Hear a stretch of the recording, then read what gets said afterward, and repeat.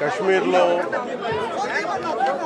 ఉగ్రవాదులు చాలా కిరాతకులు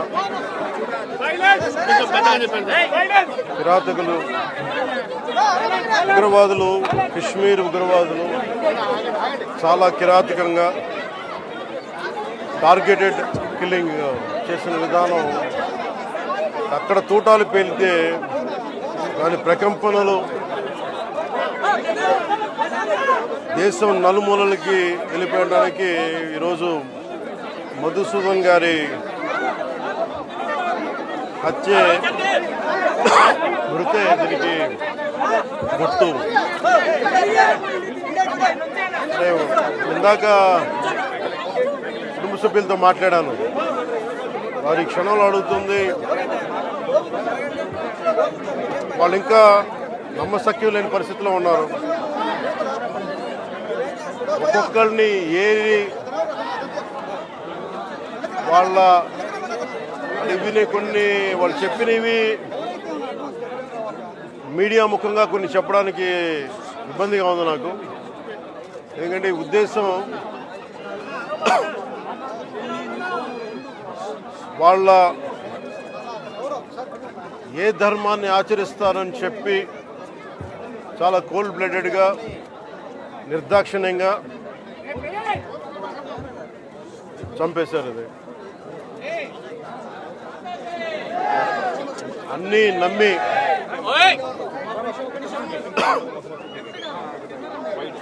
కశ్మీర్లో అన్నీ ప్రశాంతత ఉంది గత కొన్ని సంవత్సరాలుగా, అన్నీ బాగుంటాయి అని చెప్పి వెళ్తే మేము తిరిగి ఇలా ఈ పరిస్థితుల్లోకి వాళ్ళు, నాకు కూడా బాధ ఇంకా గుండెలో ఉండి నేను మాట్లాడలేకపోతా ఉన్నాను. ప్రత్యేకించి దీన్ని రేపు కానీ ఎల్లుండి కానీ ప్రత్యేకమైన సమావేశం మంగళగిరిలో ఏర్పాటు చేస్తాం. ఎంత కిరాతకంగా ఎంత దారుణంగా చంపారు వాళ్ళని. ఈ సమయంలో వాళ్ళు అడుగుతూ మేము ఆత్మగౌరవం ఉన్న వాళ్ళు మేము నిజంగా ఇక్కడ ఏదో ఒక ఎక్స్గ్రేషియా ప్రకటించడానికో లేదంటే దీనికో రాలేదు. నిజంగా ఉగ్రవాదుల దాడిలో ఇది రిపీటెడ్గా, ఎందుకంటే నేను 86 నుంచి 89 వరకు నేను కాశ్మీర్లో ప్రతి సమ్మర్లో అప్పుడున్న పరిస్థితుల్లో షూటింగ్ల వల్ల వెళ్ళేవాడిని, నేను పనిచేసేవాడిని. సో నాకు పరిస్థితులు తెలుసు. నాకు మళ్ళీ తిరిగి అలాంటి పరిస్థితులు పునరావృతం అయినాయి అనేది చాలా చాలా బాధ కలిగిస్తూ ఉంది. కొన్ని అంశాలు ప్రత్యేకంగా ఆవిడ తెలియజేశారు. వారి అమ్మాయి కానీ వారి అబ్బాయి కానీ వాళ్ళ పడ్డ క్షోభ చాలా చాలా వివరంగా తెలియజేశారు. ఎంత సాడిస్టిక్గా, ఎంత మెథాడికల్గా, కోల్డ్ బ్లడెడ్గా చంపేశారు చెప్తుంటే అసలు కడుపులో బాధ ఉండలు చుట్టుకుపోతాం. అందుకని ప్రత్యేకించి ఈ సందర్భంలో కాకుండా సమయం అవుతుందని అన్నారు.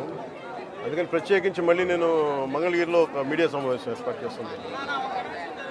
రేపు కూడా వైజాగ్ వెళ్తున్నాను. వెళ్ళి వారిని కనుక్కొని ఒకసారి